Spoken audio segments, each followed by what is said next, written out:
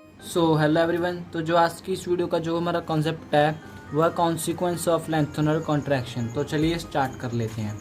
तो सबसे पहला जो हमारा कॉन्सिक्वेंस है वह है similarity of second and third transition series. तो सबसे पहले आपको ये समझना होगा कि second and third transition series वो सिमिलर क्यों होती है, क्योंकि यहाँ पर देखो लेंथनर कॉन्ट्रैक्शन। जब यहाँ पर मैं आपको एक बेसिक सा ओवरव्यू दे दूँ कि लेंथनर कॉन्ट्रैक्शन क्या होता है। देखो, तो जो हमारा लेंथनर कॉन्ट्रैक्शन है वो होता कुछ ऐसे है। देखो कि यहाँ पर देखो हमारे पास ये एलिमेंट्स हैं। यहाँ पर हमारे पास मान लो 4D सीरीज़ के एलिमेंट्स हैं, ठीक है। थर्ड सीरीज़ के एलिमेंट हैं। यहाँ पर देखो यहाँ पर लेंथनम है और यहाँ पर हमारा लास्ट वाला एलिमेंट है, सपोज कर लो, ठीक है।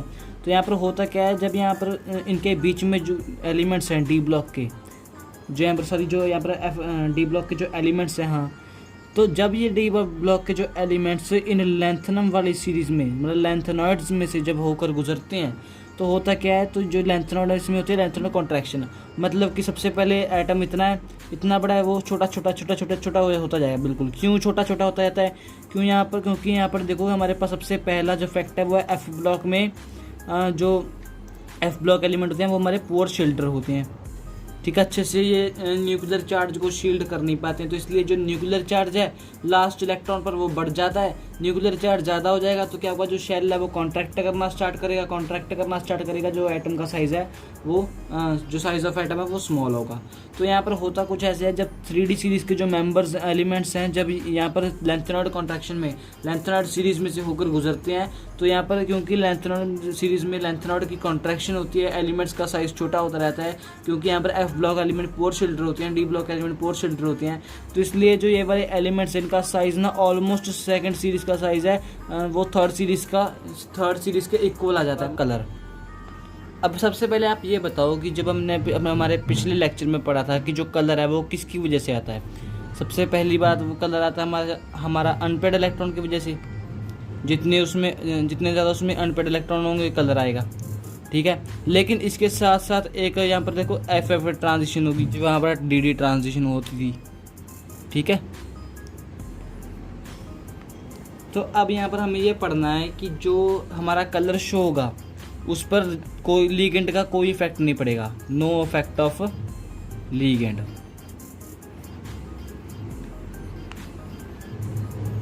अब देखो यहाँ पर, अब जो कलर है वो डिपेंड करेगा हमारे पास कितने अनपेड इलेक्ट्रॉन हैं। अब मान लो हमारे पास सबसे पहले मैंने ले लिया एफ ब्लॉक में एक इलेक्ट्रॉन है, ठीक है। उसमें देखो मगर हम इसकी एफ ब्लॉक ऑर्बिटल की इसकी जो कॉन्फ़िगरेशन है वो बनाएं 1 2 3 4 5 6 और 7। तो यहाँ पर एक अनपेड इलेक्ट्रॉन है तो एक आ गया। अगर मान लो मैंने इसी की जगह पर F13 ले लिया, F13, अब यहाँ पर इसको फिल करके देख लेते हैं।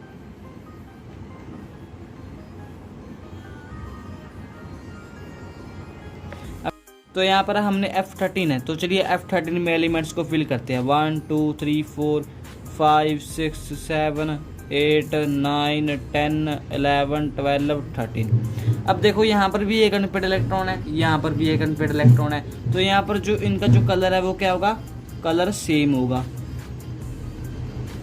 अब इसी का एग्जांपल ले लेते हैं। जैसे मान लो मैंने F2 ले लिया और इसके साथ मैंने F12 ले लिया।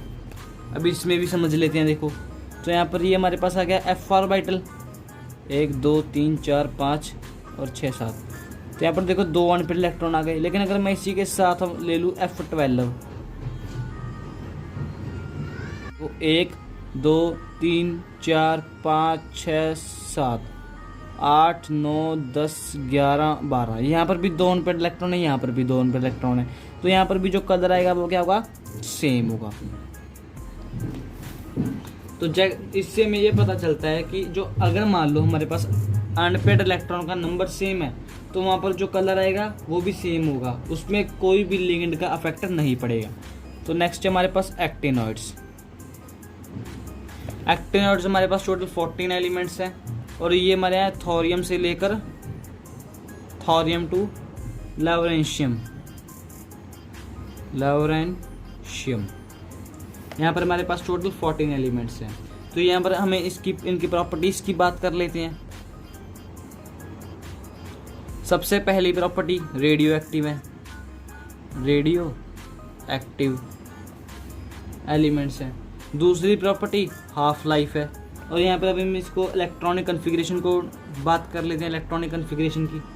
तो अगर हम इसकी इलेक्ट्रॉनिक कन्फिग्रेशन को देखें ध्यान से, तो यहाँ पर हर एक एलिमेंट में हमारे पास 7s2 कॉमन होगा, मोस्ट कॉमन 7s2 सभी में। तो यहाँ पर जो सभी के सभी जो एक्टिनॉइड्स हैं वो बिलीव करते हैं कि उसके पास जो इलेक्ट्रॉनिक कन्फिग्रेशन 7s2 है वो कॉमन होगी उनके 5f और 6d सब शेल में को छोड़कर, मतलब वो भी साथ में होंगे और उसके साथ ये कॉमन भी निकलेगा। नेक्स्ट हमारा जो कॉन्सेप्ट है वह एटॉमिक रेडियाई।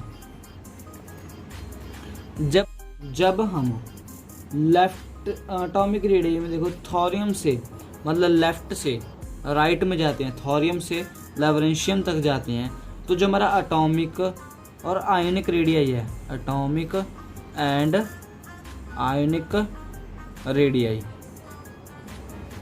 ये क्या होता है, ये डिक्रीज होता है। क्यों? क्योंकि हमने पढ़ा है कि जो लेंथेनॉइड है वहाँ पर लेंथेनॉइड कॉन्ट्रैक्शन होती है, क्योंकि जो इनके बीच के जो एलिमेंट्स होते हैं वो क्या, उनके जो बीच में जो डी एंड एफ ऑर्बिटल्स होते हैं, ऑर्बिटल्स होते हैं, वो कॉन्ट्रैक्ट करना स्टार्ट कर देते हैं। क्योंकि कॉन्ट्रैक्ट करते हैं तो जो न्यूक्लियस का चार्ज है लास्ट इलेक्ट्रॉन पे, वैलेंस इलेक्ट्रॉन पे, वो बढ़ जाएगा, चार्ज बढ़ जाएगा, तो जो उसका शेल है वो कॉन्ट्रैक्ट करना स्टार्ट करेगा, तो उसी को हम लेंथेनॉइड कॉन्ट्रैक्शन पढ़ते हैं। लेकिन एक्टिनॉइड में क्या हो सकता है, एक्टिनॉइड में भी तो कोई कॉन्ट्रैक्शन होगी, तो उसी कॉन्ट्रैक्शन को हम लोग कहते हैं एक्टिनॉइड कॉन्ट्रैक्शन। एक्टिनॉइड कॉन्ट्रैक्शन, जो ये वाले एलिमेंट्स होते हैं इनमें एक्टिनॉइड कॉन्ट्रैक्शन होती हैं। सेम वही चीज़ें देखो यहाँ पर, बस नेम का फ़र्क है, क्योंकि वो लेंथेनॉइड्स थे तो इसका लेंथेनॉइड कॉन्ट्रैक्शन, ये एक्टिनॉइड है तो इसमें एक्टिनॉइड कॉन्ट्रैक्शन, बाकी सब कुछ सेम है। इनका जो साइज है वो रिड्यूस क्यों होता है, वही पहले वाला आंसर है हमारा, क्योंकि जो इनके एफ ऑर्बिटल हैं वो पुअर शील्डिंग होते हैं और इनका साइज इजीली रिड्यूस हो जाता है। नेक्स्ट है हमारा ऑक्सीडेशन स्टेट। ऑक्सीडेशन स्टेट की बात करें तो ये वेरिएबल ऑक्सीडेशन स्टेट शो करते हैं, वेरिएबल ऑक्सीडेशन स्टेट। जो हमारे एक्टिनॉइड है वो greater range of oxidation state show करते हैं। क्वेश्चन है वो है why actinoids show variable oxidation state, क्यों करते हैं, सबसे पहले इसको समझो। Why actinoids show variable oxidation state, तो देखो क्योंकि इनकी जो एनर्जी होती है वो कंपेरेबल होती है, मतलब हम एनर्जी को कंपेयर कर सकते हैं, कंपेरेबल एनर्जी ऑर्बिटल्स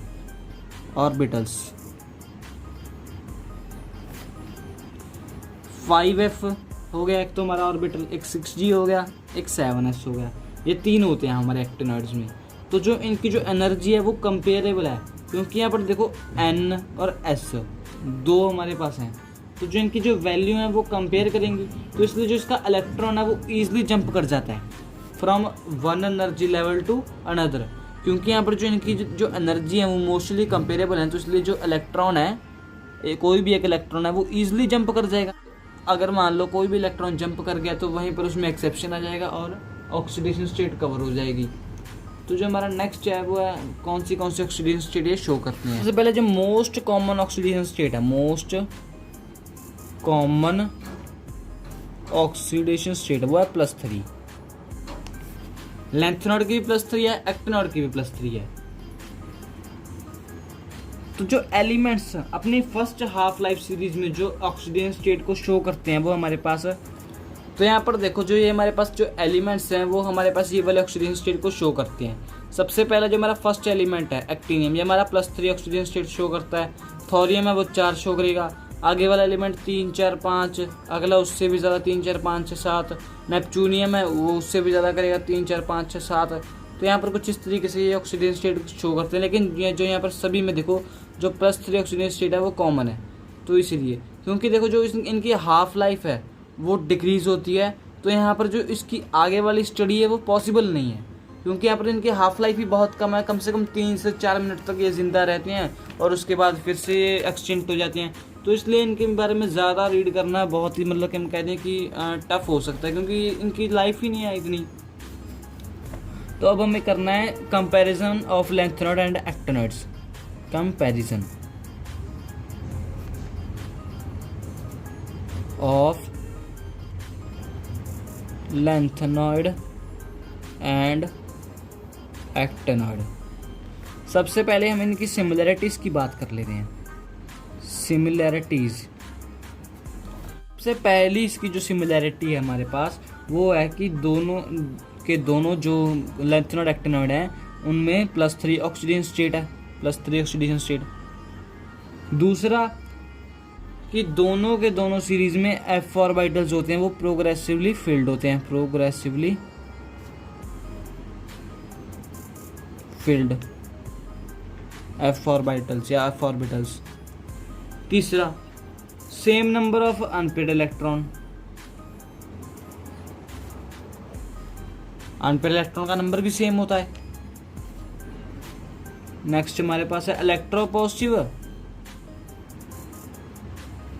इलेक्ट्रोपॉजिटिव होते हैं और उसके साथ हाईली रिएक्टिव होते हैं, दोनों इजीली रिएक्ट कर जाते हैं। लास्ट, जैसे लैंथेनॉइड्स में लैंथेनॉइड कॉन्ट्रैक्शन होती है वैसे ही हमारे एक्टिनॉइड में एक्टिनॉइड कॉन्ट्रैक्शन होती है। Actinoid contraction.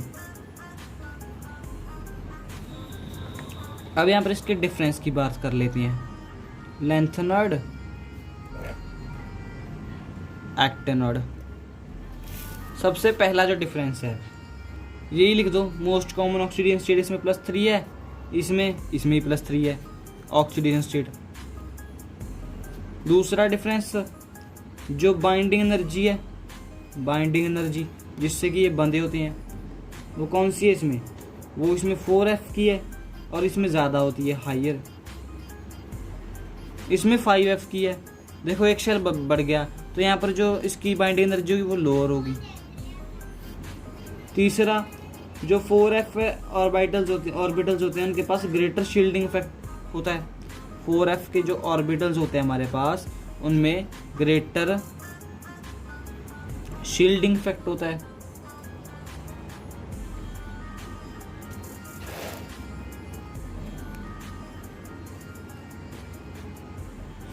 जो इधर है इनमें जो 5F के ऑर्बिटल्स होते हैं उनमें जो हमारा जो शील्डिंग इफेक्ट है वो पुअर होता है, पुअर इफेक्ट। फोर्थ पॉइंट है, जो लैंथेनॉइड के कंपाउंड होते हैं वो बेसिक होते हैं, थोड़े से कम, मतलब लेस बेसिक। इनके जो कंपाउंड्स फॉर्म होते हैं वो हमारे पास लेस बेसिक होते हैं, लेकिन एक्टिनॉइड के जो कंपाउंड फॉर्म होते हैं वो मोर बेसिक होते हैं।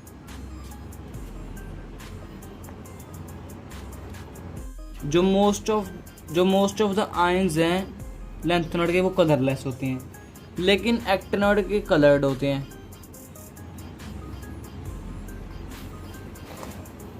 इनके पास लेस टेंडेंसी होती है, ये कॉम्प्लेक्स कम बनाते हैं, less tendency to form complex.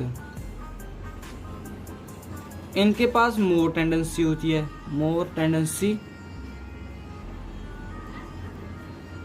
To form complex. तो यही था हमारा चैप्टर। हमारा जो चैप्टर है F ब्लॉक एलिमेंट्स वो हो चुका कंप्लीट, और अभी यहाँ पर आप लोग इजीली इसका रिवीजन कर सकते हो। आप लोग इसको शुरू से लेकर लास्ट तक इजीली देख सकते हो, और अगर आपने पहले वाले लेक्चर्स नहीं देखे हैं तो आप लोग उनको भी देख सकते हो और इजीली समझ सकते हो। तो यही था हमारा आज का चैप्टर, कंप्लीट हो चुका है। उम्मीद है आपको समझ में आ गया होगा। तो मिलते हैं हम लोग आपसे अपने कोई अगले चैप्टर में, तब तक के लिए गुड बाय। और जो मैंने आपको सारा चैप्टर पढ़ाया आप इसको एक बार रिवाइज कर लेना, एक बार वीडियो को रीस्टार्ट कर या मतलब दोबारा से देख लेना, और देखने के बाद आप अपने नोट्स जरूर बनाना, क्योंकि notes are very very important for the board exams and for competitive exams. तो मिलते हैं हम लोग आपसे अपने अगले चैप्टर में, तब तक के लिए गुड बाय।